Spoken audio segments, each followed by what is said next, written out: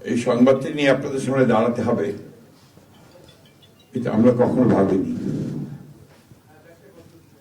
আমরা এবারও আশা করছিলাম ঠিক আগের মতোই আবারও তিনি সুস্থ হয়ে উঠবেন।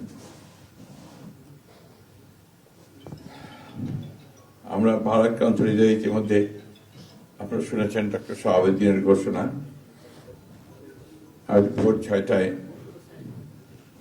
আমাদের গণতন্ত্রের মা, আমাদের অভিভাবক,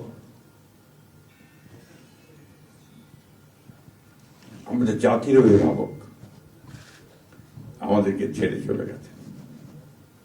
ইন্না লিল্লাহি ওয়া ইন্না ইলাইহি রাজিউন।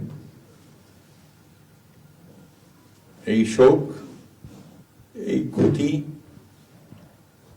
এটা অস্বাভাবিক, অপূরণীয়। এই জাতি কোনোদিন পূরণ করতে পারবে না। যে নেত্রী তার সারাটা জীবন জনগণের অধিকারের জন্য, কল্যাণের জন্য তার সমগ্র জীবনকে উৎসর্গ করেছিলেন, সেই নেত্রী দেশনেত্রী বেগম খালেদা জিয়া আমাদের মাঝে নেই।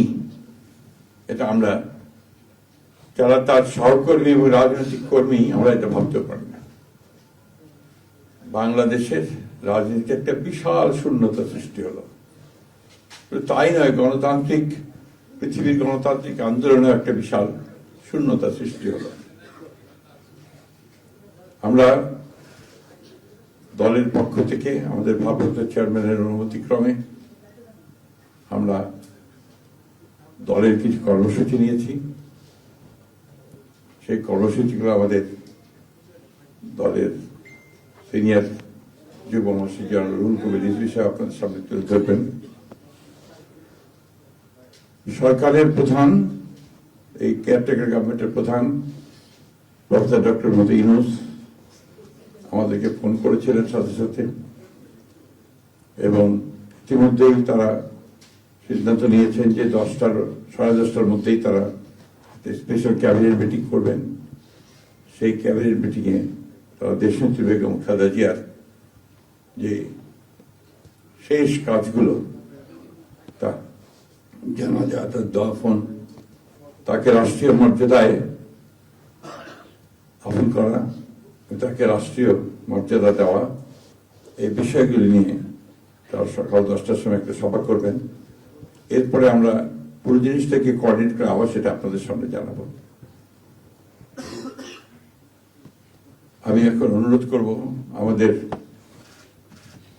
দলের সিনিয়র যুব মহাসচিব জনাব রুহুল কবির রিজভী, তিনি আপনাদের সামনে দলের কর্মসূচিটা জানাবেন। এটা হচ্ছে আপাতত এখনই নেওয়া কর্মসূচি। এরপরে আমাদের একটা স্ট্যান্ডিং কমিটি মিটিং হবে 12:30টার দিকে। সেই মিটিংয়ে আমরা আরো বিস্তারিত কর্মসূচি গ্রহণ করব। আর সরকার যে সমস্ত কর্মসূচিগুলো তার সঙ্গে কোঅর্ডিনেট আমরা করব, এবং সেই বিষয়গুলো আমরা আপনাদেরকে পরে জানাবো। ধন্যবাদ। আসসালামু আলাইকুম।